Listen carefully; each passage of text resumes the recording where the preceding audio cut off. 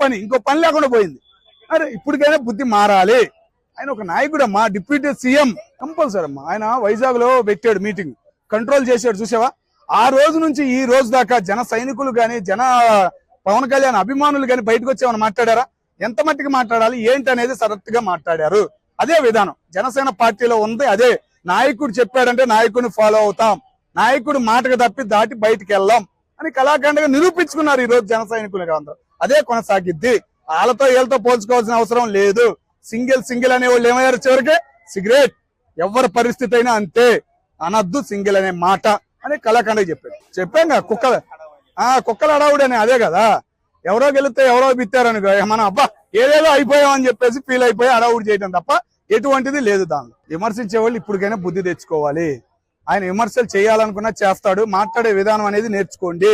నాయకుడు ఎలా ఉండాలి?